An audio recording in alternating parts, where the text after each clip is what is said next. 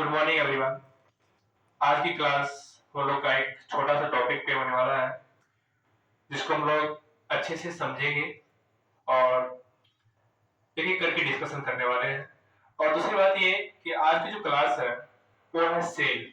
हम लोग समझेंगे सेल क्या होता है और आप लोग को हो सके आप लोग सिनॉप्सिस बनाते जाएंगे तो कहीं ना कहीं आपके लिए बेनिफिशियल हो सकता है, क्योंकि ये क्लास रेगुलर चलती रहेगी।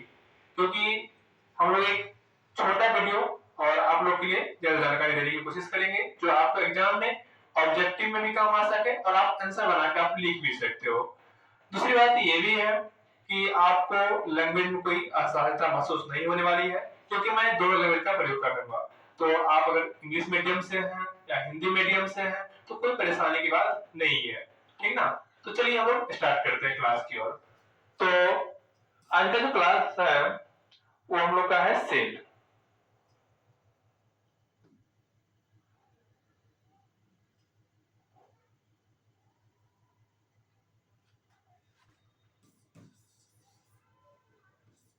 सेल यानी कोशिका।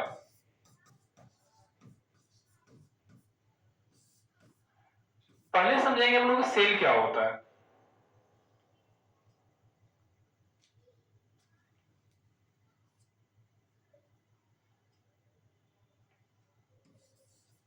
सेल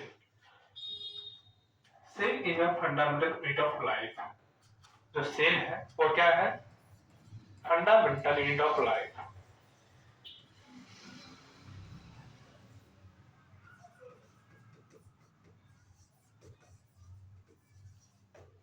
यानी ये जीवन की एक मूलभूत इकाई होती है। तो लोग क्या कहते हैं इसे? जीवन की एक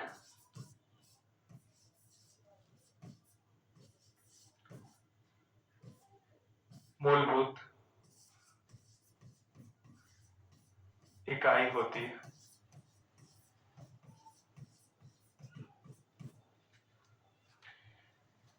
आप समझेंगे कि जो सेल है, मैंने क्या लिखा? यूनिट ऑफ लाइफ यानी सेल। यूनिट क्या होता है? हम जानते हैं कि एक घर बनता है, समझते हैं आप लोग कि एक घर बना है।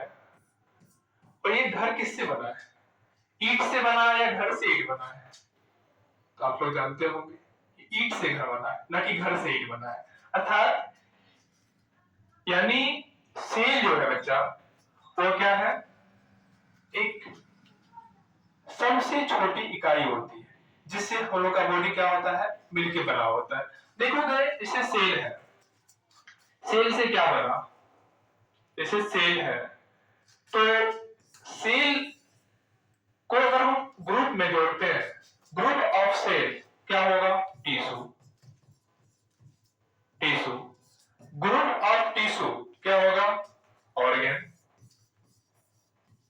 ग्रुप ऑफ ऑर्गन क्या होगा? Organ system.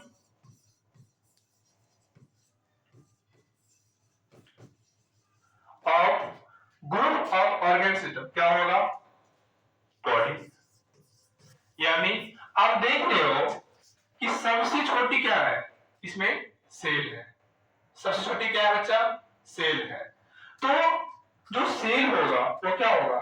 हमारे एक जीवन की मूलभूत इकाई है। उसके बाद आता है कि सेल क्या होता है सर? हम क्या समझे? जीवन की एक मूलभूत इकाई होती है, यानी फंडामेंटल यूनिट ऑफ लाइफ, जो स्ट्रक्चरल होता है। क्या होता है? स्ट्रक्चरल होता है, बेसिक यूनिट होता है। कैसा होता है ये सेल जो होता है? कैसा यूनिट होता है बच्चा? ये बेसिक यूनिट होता है। समझ आया आप लोग को? चलिए उसके बाद है सेल। सेल की स्टडी। हम लोग जब सेल की स्टडी करेंगे उसे क्या कहेंगे? स्टडी क्या कहेंगे? तो सेल की स्टडी क्या कहते हैं? साइटोलॉजी। क्या कहते हैं? साइटोलॉजी। तो साइटो मतलब क्या होता है? सेल, और लॉजी मतलब स्टडी। तो हम लोग क्या बना दिए? Study of cell, study of cell. Study of cell इसका क्या होगा? साइटोलॉजी। साइटोलॉजी यानी जिसमें हम कोशिका का अध्ययन करते हैं उसे हम लोग क्या कहते हैं, साइटोलॉजी कहते हैं। यानी सेल मतलब कोशिका, सेल मतलब कोशिका, और स्टडी मतलब अध्ययन, अध्ययन जिसमें हम क्या करते हैं, सेल की स्टडी करते हैं, उसी को हम लोग क्या कहते हैं, साइटोलॉजी कहते हैं। कोई दिक्कत है आप लोग को? चलिए आगे बढ़ते हैं। अब आता है सेल। सर इसका खोज कौन किया? खोज मतलब नामकरण, खोज का मतलब नामकरण। तो कहते हैं बच्चा इसका खोज कौन किया है? डिस्कवर, डिस्कवर ऑफ सेल कौन किया? इसका नाम हो जाएगा आपको रॉबर्ट हुक। कौन हो जाएगा? Robert Hooke. हम लोग सिनॉप्सिस बनाते जाएंगे, पॉसिबिलिटी हो तो बनाते जाइए। रॉबर्ट हुक कब किया है? 1665 में। कब किया? 1665 में क्या हुआ? रॉबर्ट हुक ने क्या किया? कोशिका का खोज किया। कोई दिक्कत है? जिसका मतलब खोज। तो क्या क्या समझे आप कि सेल, सेल क्या है बच्चा? फंडामेंटल यूनिट ऑफ लाइफ, यानी एक जीवन की मूलभूत इकाई होती है। क्या होती है? जीवन की मूलभूत इकाई होती है। सेल क्या है? एक यूनिट है। और ग्रुप ऑफ सेल क्या बनेगा? Tissue. Group of tissue organ, group of organ organ system, और group of organ system body. Clear हुआ यहां तक? उसके बाद हम लोग देखें कि सेल, सेल की जब बात करें बच्चे तो सेल का मतलब होता है कोशिका, और लॉजी का मतलब क्या होता है? स्टडी, जिसमें हम लोग कोशिका का अध्ययन करते हैं। इसमें क्या करते हैं? कोशिका का अध्ययन करते हैं। इसमें हम सेल का स्टडी करते हैं, हम लोग क्या कहते हैं? साइटोलॉजी कहते हैं। उसके बाद हम लोग देखें कि सेल, सेल का खोज कौन किया, नामकरण कौन दिया? तो वो दिया रॉबर्ट हुक। कौन दिया? Robert Hooke. चलिए हम लोग नेक्स्ट स्लाइड पर बढ़ते हैं। अब देखते हैं कि living cell, living cell, living cell मतलब जीवित कोशिका, जीवित कोशिका। हम लोग देख लिए लिविंग सेल, अब देखेंगे लिविंग सेल। लिविंग सेल ये क्या होता है सर? जो जीवित कोशिकाएं होती है। तो इसका खोज कौन किया? खोज यानी तो एंटोनी वान लीडहॉक, एंटोनी वान लुई हॉक। कब किया बच्चे? 1674 में। कब किया? 1674 में एंटोनी लुई हॉक ने क्या किया है? लिविंग सेल का खोज किया। यहां तक किसी को दिक्कत नहीं होनी चाहिए। इसके बाद आता है सेल थ्योरी। सेल थ्योरी यानी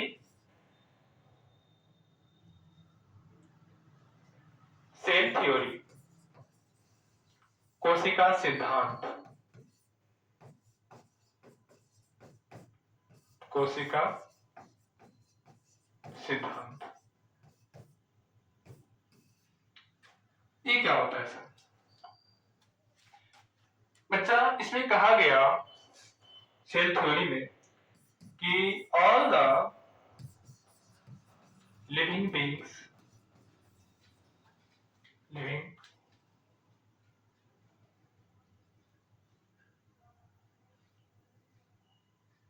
all the living beings are made of the cell। यानी दुनिया की जितने भी जीवित चीजें हैं,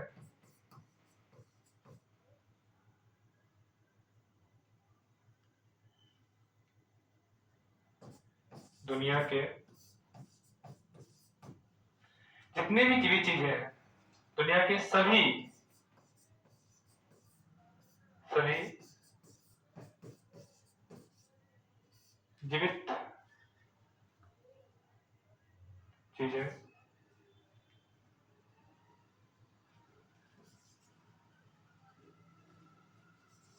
चीजें कोशिका से मिलकर बनी होती है।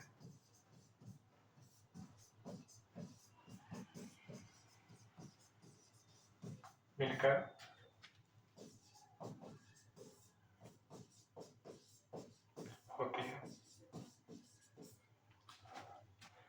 आई होप, मुझे उम्मीद होगा कि आप लोग को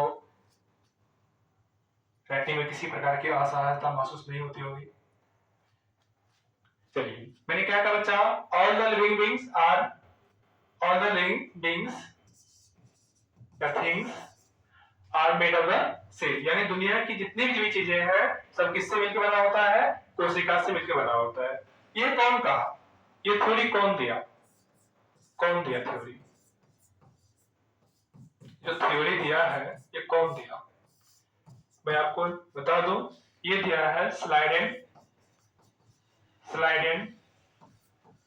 एवं स्वान, दो वैज्ञानिक हैं जिन्होंने ये थ्योरी दिया और कहा कि दुनिया के जितने भी जीवित चीजें हैं वो किससे मिलकर बना हुआ है, कोशिका से मिलकर बना हुआ है। जीवित चीजें हम कैसे, तो मेनली क्या होगा बच्चा, प्लांट एंड एनिमल, दुनिया में तो यही दो चीजें हैं, और इसके साथ देखा जाता है बैक्टीरिया सब भी आ जाएगा। तो ये सारी चीजें किससे मिलकर बना हुआ है, ये सारी चीजें सेल से मिलकर बना हुआ है। किससे मिलकर बना हुआ है, सेल से मिलकर बना हुआ है। यहां तक कोई परेशानी आप लोग को नहीं होनी चाहिए। चलिए आगे बढ़ते हैं। अब आता है बच्चा, हम लोग कुछ समझते हैं। देखोगे सेल के दो टाइप और है, एक होता है यूनिसेलुलर, एक होता है मल्टीसेलुलर। मैं आपको इस पर डिस्कस करने वाला हूं। इसके बाद सेल और होता है, एक होता है यूकैरियोटिक, एक होता है प्रोकैरियोटिक, एक होता है प्लांट सेल, एक होता है एनिमल सेल। तो मैं आपको प्लांट सेल, एनिमल सेल क्या होता है, यूकैरियोटिक, प्रोकैरियोटिक क्या होता है, ये सारी चीजों डिस्कशन करने वाला हूं। लेकिन उससे पहले हम थोड़ा समझते हैं यूनिसेलुलर और मल्टीसेलुलर। यूनिसेलुलर बच्चा क्या होता है, एक कोशिका होता है, और मल्टीसेलुलर क्या होता है, बहु कोशिकीय होता है। तो मैं ये एक थ्योरी बेस है, तो मैं इससे पहले आपको आज बेसिक कराता हूं, जो बेसिक इंपॉर्टेंस है। तो चलिए समझते हैं थोड़ा सा लार्जेस्ट सेल। लार्जेस्ट सेल तो यूनिवर्स का, यूनिवर्स यानी हम लोग कह सकते हैं संसार का। लार्जेस्ट सेल कौन सा होगा बच्चा, लार्जेस्ट सेल संसार की सबसे बड़ी कोशिका किसमें पाई जाती है, तो आप कर सकते हो ऑस्ट्रिच एग। क्या होगा, ऑस्ट्रिच एग। दूसरा question, smallest cell, smallest cell, smallest मतलब छोटी कोशिका, किसका, यूनिवर्स का, छोटी कोशिका कौन होगा इसका, बैक्टीरिया में। किसमें पाया जाएगा ये, बैक्टीरिया में। इसके साथ आता है होमेनिड, होमेन, होमेन का लार्जेस्ट सेल, लार्जेस्ट सेल यानी बड़ी कोशिका, ओवम सेल, ओवम सेल। ये किस में पाया जाएगा बच्चा, ओनली फीमेल में, ये फीमेल में होता है।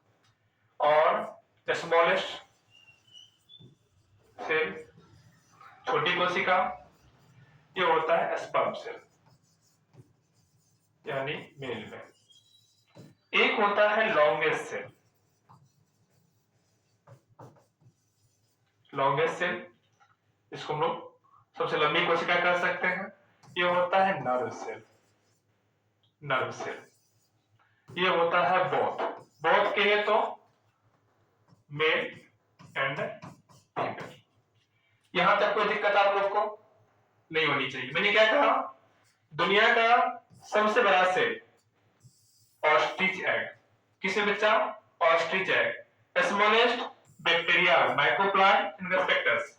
उसके बाद होमेन की, अगर आपसे पूछा जाए which is the largest cell in the human body, question आपसे पूछा जाए कि मानव शरीर की सबसे बड़ी कोशिका क्या होती है, तो किसमें बताओगे, ओवम कोशिका सेल में। ओवम कहे तो अंडाणु कोशिका, अंडाणु कोशिका। अगर आपसे पूछा जाए कि मानव शरीर की सबसे बड़ी कोशिका किसमें, अंडाणु, जो फीमेल में होता है। उसके बाद सबसे छोटी कोशिका स्पर्म कोशिका, जिसको हम कहते हैं शुक्राणु, क्या कहते हैं मेरे बच्चे? शुक्राणु। उसके बाद अगर कहा जाए मानव शरीर की सबसे लंबी कोशिका, तो क्या होगा बच्चा? नर्व सेल यानी तंत्रिका कोशिका। हिंदी में कोई दिक्कत नहीं होना चाहिए आप लोग को, ना इंग्लिश में। चलिए, इसके बाद आपको समझ आ ही गया है ऑस्ट्रिच एग का मतलब होता है शुतुरमुर्ग का अंडा। आप लोग देखे हैं तो कमेंट करिएगा थोड़ा सा कि कहाँ देखे हैं, ठीक ना। ऑस्ट्रिच एग बैक्टीरिया समझते ही है, जो छोटा होता है, जिसको लोग देख सकते हैं, नेकाई से नहीं भी देख सकते हैं, माइक्रो क्या कहते हैं, माइक्रोस्कोप से देख सकते हैं। दूसरी बात बच्चा ये होता है कि जो सेल होता है, सेल को हम लोग कैसे देख पाते हैं? क्या नेकाई से देख सकते हैं? नहीं देख सकते हैं। तो उसके लिए इंस्ट्रूमेंट का प्रयोग किया जाता है। उस इंस्ट्रूमेंट को हम लोग कहते हैं जिसमें हम लोग सेल को देखते हैं। क्या करते हैं? जिसमें हम लोग सेल को देखते हैं, उस इंस्ट्रूमेंट का क्या नाम बच्चा? उस इंस्ट्रूमेंट का नाम है माइक्रोस्कोप। क्या नाम है? माइक्रोस्कोप। लेकिन सेल के अंदर जो न्यूक्लियस है, जिसको ब्रेन ऑफ द सेल कहा गया, मैं तो बताया ना, भूल गया कि अगर आपसे पूछे brain of the cell, brain of the cell किसे कहा गया? वो होता है न्यूक्लियस। मैं आपको सारा नोट्स करवाऊंगा, क्योंकि आज मैं आपको पहले ही बता दिया था कि आज ये क्लास क्या है, ओनली बेसिक है। तो मैं आपको न्यूक्लियस क्या होता है, माइटोकॉन्ड्रिया क्या होता है, गोल्गी बॉडी क्या होता है, राइबोसोम क्या होता है, मैं सारी चीजों पर डिस्कशन करूंगा और सारी चीजों के बारे में आपको बताऊंगा। तो बस आज का ये सिंपल क्लास था और आई होप आप लोग को अच्छा लगा होगा, जितना समझाया समझ में आया होगा। तो आज यहीं पे हम लोग क्लास को खत्म करते हैं, मिलते हैं नेक्स्ट क्लास में, तब तक के लिए बाय।